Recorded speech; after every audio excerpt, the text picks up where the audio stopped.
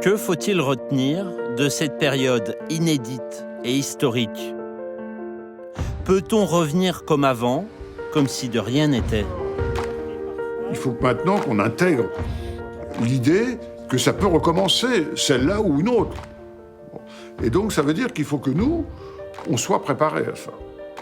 Et pour se préparer à ça, il faut y avoir réfléchi, se dire que la manière dont on a agi la première fois, il y avait des choses formidables, des choses moins bien, qu'est-ce qu'il faut faire pour améliorer les choses?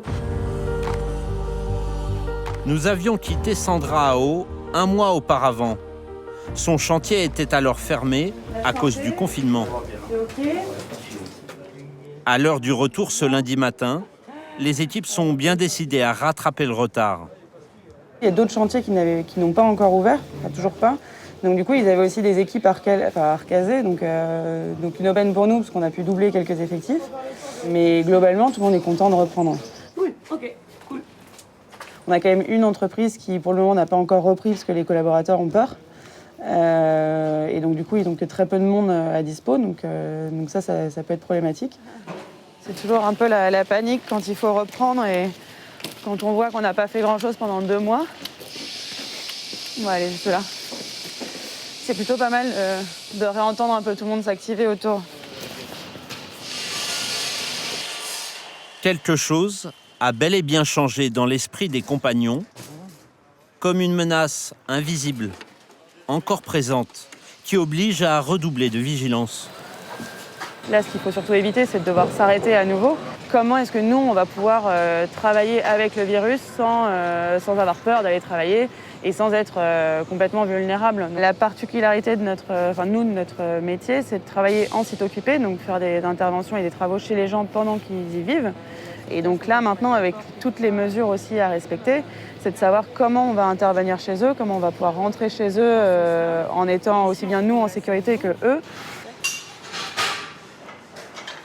Vous n'en verrez pas un seul qui n'est pas son masque ou c'est vraiment rentré assez rapidement. Dès qu'il y en a un qui est un peu plus volubile, qui est un peu moins dans le coup, on le remet, on lui fait la remarque directe. Ouais. Je vous dis, moi, en 35 ans, je n'ai jamais été arrêté aussi longtemps. On était tous contents de se retrouver. Ouais.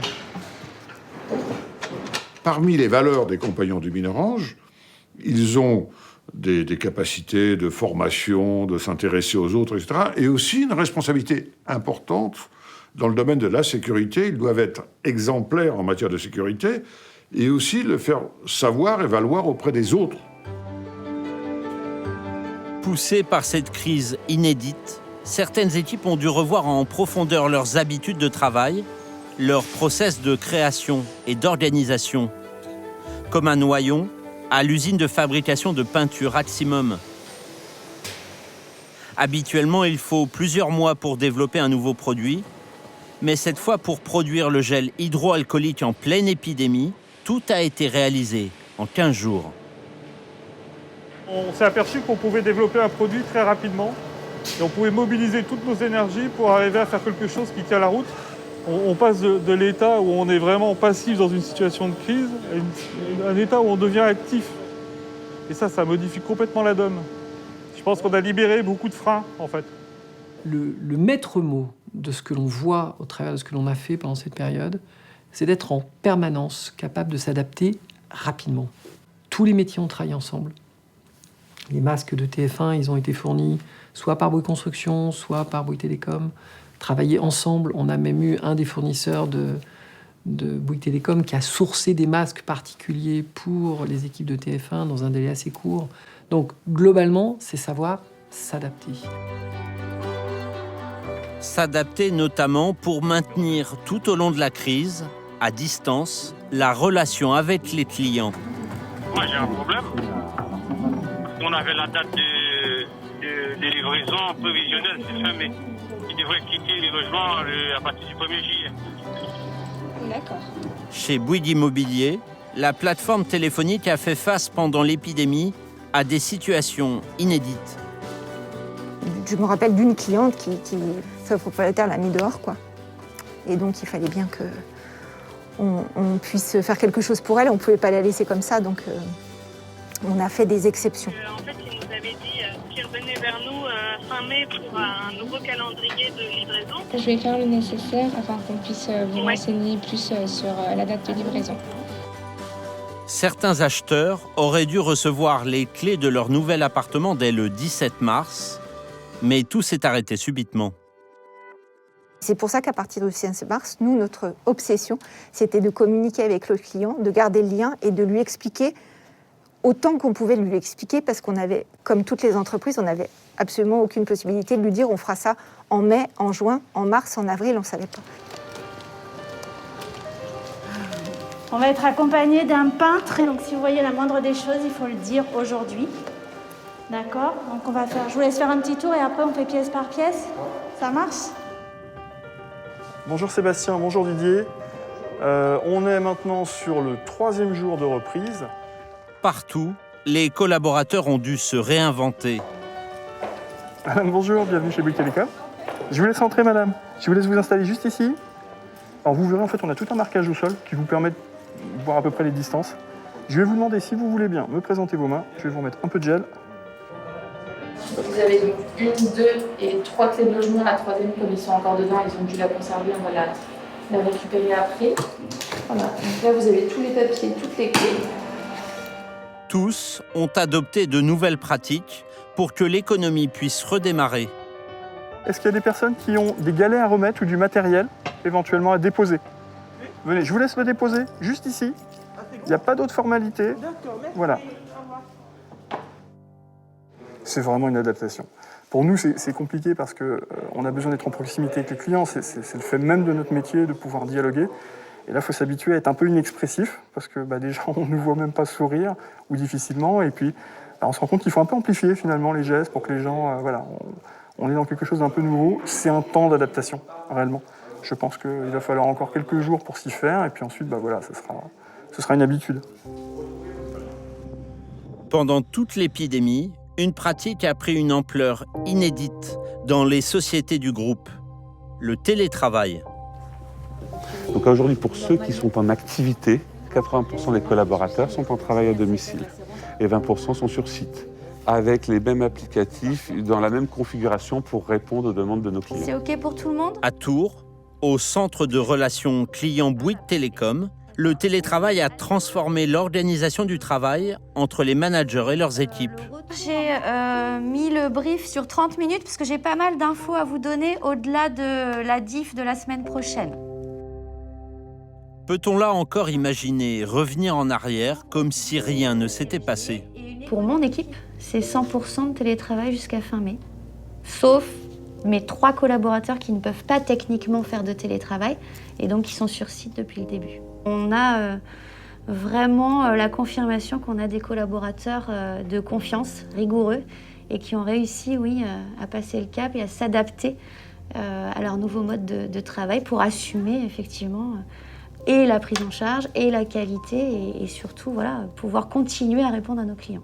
Attendez, tout dernier. Tout va bien par chez vous? Si on m'avait dit un jour 60 à 70% des infographistes travaillent de chez eux quasiment dans les mêmes conditions que s'ils étaient ici, je vous aurais dit non, c'est pas possible. Or, la direction technique de TF1 a réussi la prouesse d'installer des moyens techniques qui permettent, avec un petit délai malgré tout supplémentaire dans la fabrication, mais qui permettent de faire ce qu'on fait dans les journaux. Beaucoup de nos collaborateurs ont appris finalement à pouvoir alterner des périodes chez eux et des périodes au boulot. Et c'est très bien ainsi, parce que ça donne à la fois un espace agréable, et puis aussi, je pense qu'il y a une forme de reconquête très intéressante, très stimulante pour nous les managers, d'autonomie. Le contrôle, c'est bien, et sans doute il en faut, mais la confiance, c'est encore mieux. Le confinement, c'est un accélérateur des nouvelles façons de travailler. Avant le Covid, 23% des entreprises pratiquaient le télétravail. Post-Covid, 66% des entreprises disent vouloir généraliser le télétravail. Le bureau, il va devoir permettre un nouvel équilibre dans ce triptyque. Siège, maison, coworking. Et puis cette flexibilité, il va falloir en effet l'appliquer à l'espace, l'appliquer aux méthodes managériales. Voilà, parce que comment on manage à distance? C'est un outil formidable qu'on va développer. On a tous appris à le découvrir, en quelque sorte. Et on va continuer à l'utiliser, mais en sachant que ça a des limites. Il ne faut pas que ça soit une rupture du lien social. Parce que le travail, ça doit être aussi un élément de socialisation, un élément de vie. Voilà, donc je pense que le télétravail, on va l'exploiter, on va continuer à l'exploiter, mais ça doit être dans des quantités limitées, et en sachant que le lien social est absolument indispensable. Absolument indispensable. Chez Wojo, filiale de Bouygues Immobilier et accord dédié au coworking, un signe annonce déjà les prochaines mutations. Et on a vu la puissance du fait de travailler ailleurs. Et dans le même temps, on a vu la limite de travailler à la maison.